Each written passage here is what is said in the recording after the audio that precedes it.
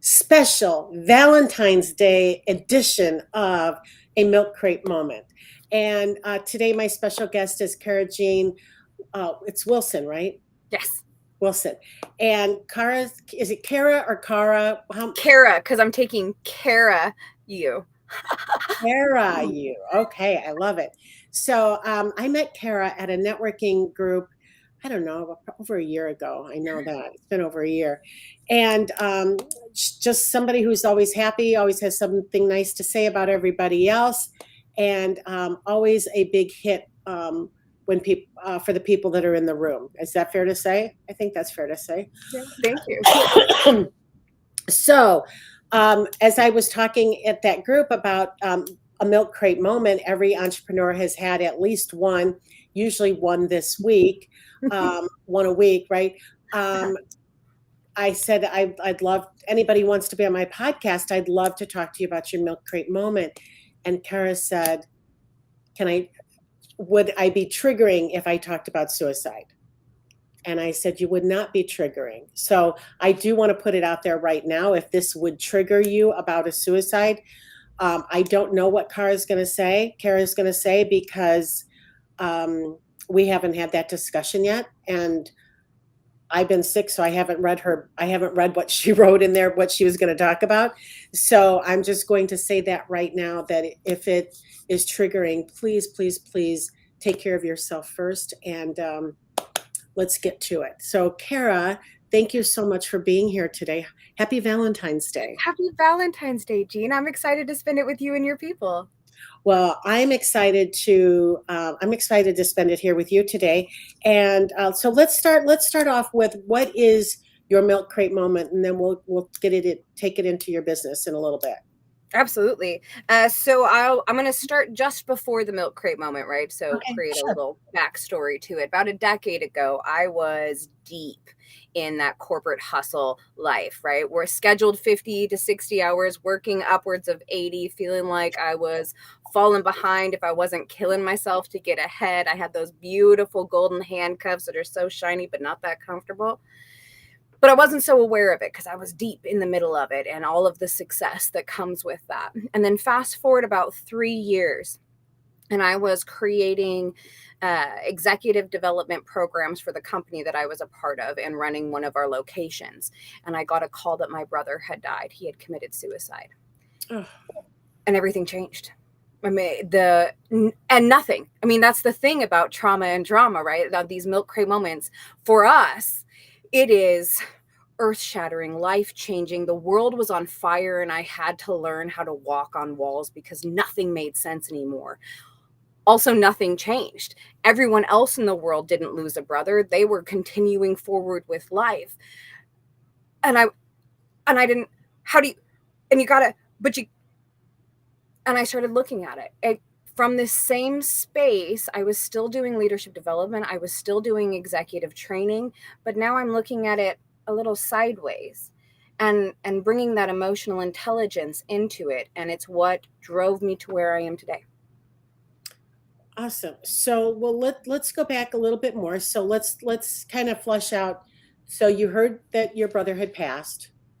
So take us through a little bit slower of what were those next pieces for you that got you to where you are today? Oh, absolutely.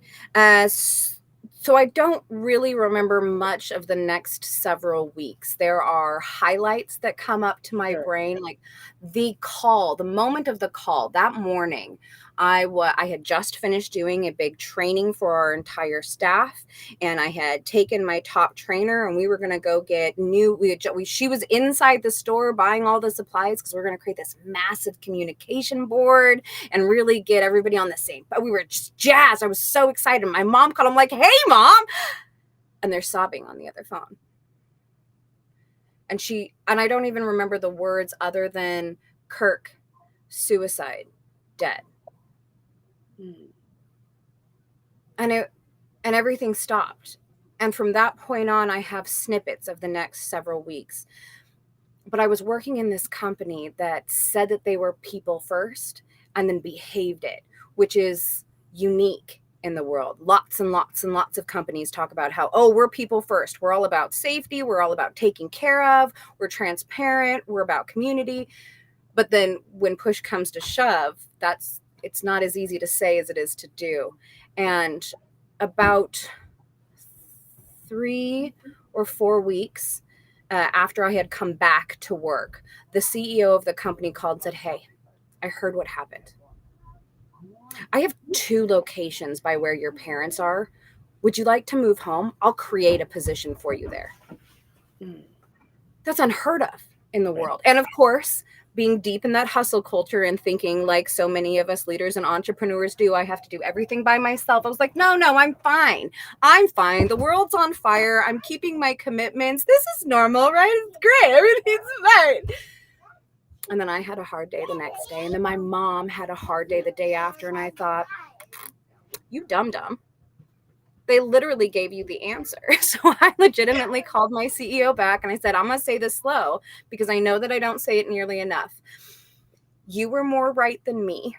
And yes, I would like to move home. And that allowed me to continue to do the things that I was doing for the company, build the training. I was able to build in emotional intelligence. I was able to build in and expand upon that culture of what it really means to be a people first company and how that applies. And then learn that the leadership development skills that I was working with executives with and all the way down to operations are literally designed for the chronic stress that comes from working with other people. And that's part of what cost my brother his life. Part of it was his depression, and part of it, the unseen disease. And the other part was he, through his depression, was advancing and taking on new leadership roles. And that came with an additional level of stretch, which just impounded the existing trauma from the depression and cost him ultimately his life. And we're losing people every day to this. We just came out of a pandemic, but this is an epidemic that has been going on since we leaned into this hustle culture of the 80s. We've been losing people to it since then because we know that self-care is business care. We know that putting people first means that your business succeeds. We know all of these things. But the thing about adulting is just because you know doesn't mean you know until you know. And even if you know, there's no guarantee you're going to do it. Right. So that leads me to the question of, so how did you because it sounds like you worked for a pretty kick-ass company, right? Who put you first. Yes. Over and your family first, over what was going on for them, right? So that you could be comfortable, you could help make your mom and dad comfortable, your parents comfortable. How did you, or why did you then leave? So where's that milk crate moment? That was a good one, right? We're there. I'm sorry, that's the wrong word, but you know what I mean. It was. It was awful, but it was also, yes. Yeah, but where did it come in that you're like, okay, I need to have my own business? That came double fold when just before the pandemic, the culture in the company started to shift, and I called attention to it with our corporate team, and they just were not in a place to address it, which fine for them. That was my moment of learning. Even the best of people don't always have the bandwidth to do the right thing, and that's okay. Like, you got to meet them where they are. But that's when I started to know that I was going to need to do something different. And then fast forward to the pandemic, and I was pregnant and in a practical reality working in a restaurant. So I was managing a restaurant, running these educational programs, and pregnant. And the culture was changing in a time where we really needed to be putting people first. And I thought, I can't. The company was asking for agreement over alignment. And I said, I can't agree to that. I can't even for a part-time do that. I've seen the impact, that doing the right thing. And as hard as it was, the impact was so big. I couldn't stay somewhere and continue knowing that we were not going to make those right choices. And I wanted to work with people who were willing to do the hard work. and take those steps to do the right thing, because that's how we literally save lives. And because of the situation with my brother, I no longer had my own bandwidth to accept less. That makes perfect sense. So how long was it between your brother's death and then and the pandemic then when things started to shift? 3 years. That's pretty fast, Yeah. right? In a Yeah. corporate setting for it to shift over the course of 3 years. Why do you And think it took because there were legitimate and legitimate choices made due to, there was that somebody was suing us over the title of the company, the name. And so there was some choices that were made there. And we know this as adults, we know that experience when you get one really clear right thing, and then that leads to the next really clear right thing, and it's a snowball effect of positivity. The same thing happens. We just take one tiny step in a direction that's not the way we want to go, we diverge, and then it leads to another tiny step, which leads to, and suddenly, instead of being on path, we're way over here. Yeah. And it was that just teeny, and all with the absolute best of intentions. I, in fact, technically still work for that company. They, when I quit, they said, "That's cute. We're going to keep you on the books." You still do work for them? I do technically. I have not gone in, but I do technically still work for them. Oh, that's so funny. That's so funny. So what do you think the biggest takeaway from the corporate shift, right? What was the biggest takeaway that you saw how it impacted people? For me, it was recognizing the difference between agreement and alignment. It was, for me, taking ownership of my own experience in that. And it is really easy to get mad at someone else, right? And say, "You're doing the wrong thing. This is your fault that these things are going on. If you would just make the right choices."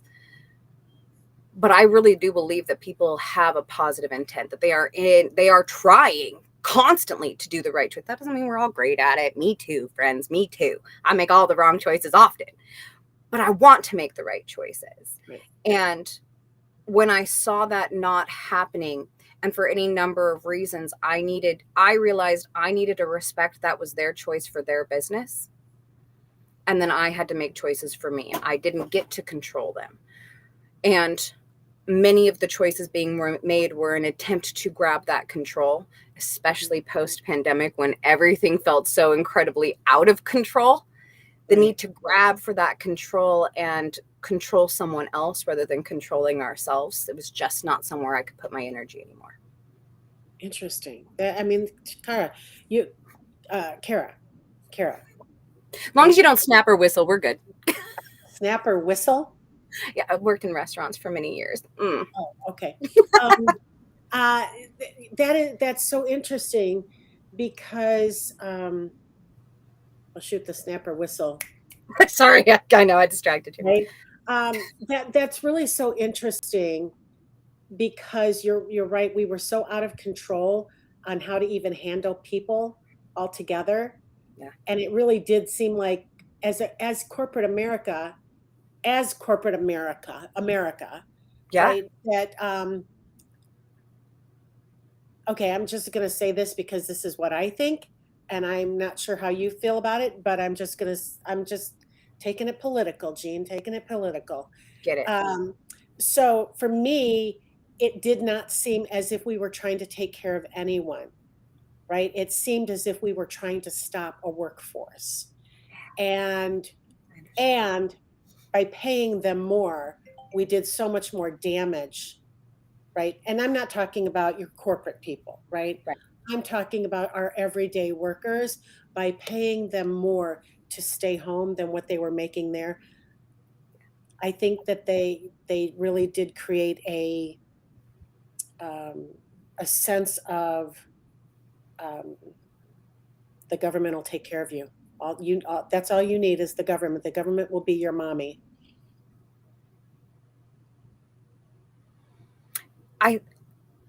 And even political or non-political, I think that we have seen that.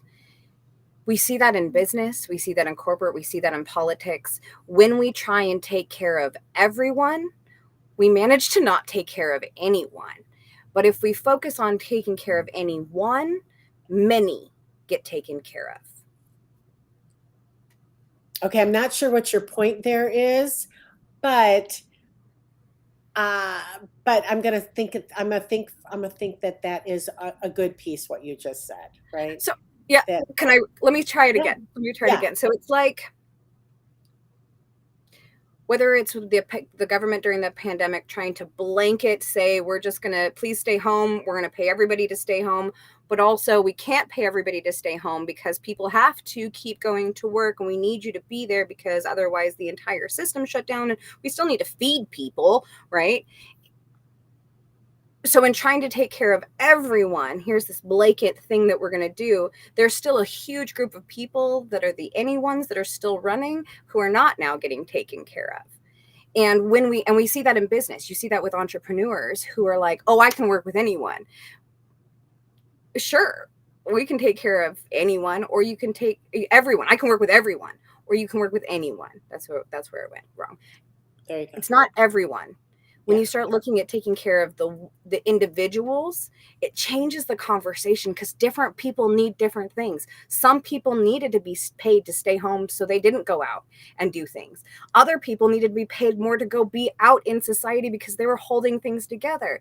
But because we were blanketing, it didn't take care of everyone. It hardly took care of anyone.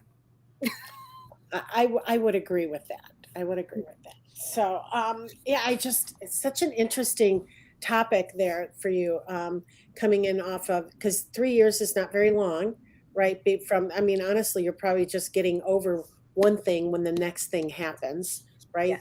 Getting kind of putting your life back together. And, so let's go talk about taking care of business, right? Let's talk about that. Tell us a little bit about taking care of business. So the title came from being in service for so long. I would tell people, I'm here to take care of you. And then it became my coaching framework where we clarify, assess, realign, and achieve. And it came from this trauma, from this experience that was both traumatic and dramatic, right? And made it so that the changes in the corporation to me were ridiculously obvious. You know, when you're looking at things from a different perspective, I could see that we were headed down a path that wasn't where we were. Mm-hmm. But when you're deep in that messy middle, it's hard to see out of the weeds, right? You're just kind of in it. And so I started to create that is what I created my coaching for. How, if, and thank you, Brene Brown, for making this standardized, if everyone has a messy middle, if literally there's nothing that you can create without going through a messy middle, you're taking tea. You can't even make tea without there being a messy middle. So if we know that, and we know that there are literal skills, tools, and mindsets created for generations to help us deal with that, why aren't we getting it out to everyone? And so I created a business to do that. I work with ambitious entrepreneurs. I think I said this already, right? The neurospicy or neurodivergent is the term, but I reject that and take neurospicy because we bring the fun. and then small communities or large businesses somewhere in there. And I offer something for each of those stages at different places because, especially in a post-pandemic world, not everybody has tens of thousands of dollars to put into coaching. That doesn't mean that they don't have problems that need coaching. So how can we get that into their hands in a way that is cost effective for the individual, but still doesn't discount coaching as a whole? Because I do believe that coaching is worth tens of thousands of dollars. If you work with somebody, if you work with Gene Kuhn and you're working your business for an entire year, you may invest tens of thousands of dollars, but you're getting hundreds of thousands out. You're welcome. I agree with you 100%, right? And so I built the business for that. I took what I learned at operations, the tools that I did there. I applied coaching to it. I applied emotional intelligence. I applied epigenetics. I dived deep into holy bunches of spaces so that I would be able to get this into the hands of everyday people as well as corporations, because I don't believe that you can work in a trickle down. I also don't believe you can only volunteer up. If you don't work together to bridge that gap, we're never going to get ahead. Yeah. Love it. Cara, sorry. Cara, so first of all, thank you so much for being here today, right? This has been super fun for me, and I hope for you too. So let's share your information. Should we do that? Should we share your info? Come hang out with me, y'all. takingcarabusiness.com, right? You can find Cara's calendar there on takingcarabusiness.com, and then there's her LinkedIn page. I forgot to ask the last person today, but how I really like to end my podcasts are, what's one piece or one quote or one piece of advice that you would give an entrepreneur today to motivate them, educate them, and inspire them? It's a lot to ask for one quote. Right. I'm just kidding. So it doesn't have to. But yes. I have one. Okay, awesome. So what I know is that you matter. Your choices, you matter. Your choices matter. And lean into that. The more you dive into that, the more impact you will have. But don't look to lean into that outside. Look back in a world where so much is absolutely out of our control. You can boil things down really simply. There's things that are in your control, and then there are things that are out of your control. Now, the big work is letting go of trying to control the things that you cannot control. That's a whole job in and of itself. Right. But when you have a special prayer for it. So many. Yes. When you can, though, and you can focus back on the things you control, there's only 3. Y'all, it simplifies everything. There's only 3: the way you think, the way you speak, and the way you behave. And if you can believe that you matter, you can speak in ways that matter, and you make choices that matter, you're going to create the impact you want every time. And it's not going to be easy, but it will be simple. Love it. That's my favorite. That is one of my favorite quotes is, it's never easy, but it's always simple. Yes. Right? Awesome. Cara, thank you so much. I appreciate you being here. I'm so glad that you signed up to talk to me. And this has been an amazing 20 minutes or however long it's been. And I'm really happy that you were here today. So thank you. Happy Valentine's Day. Happy Valentine's Day. Have a lovely, lovely day. See y'all later.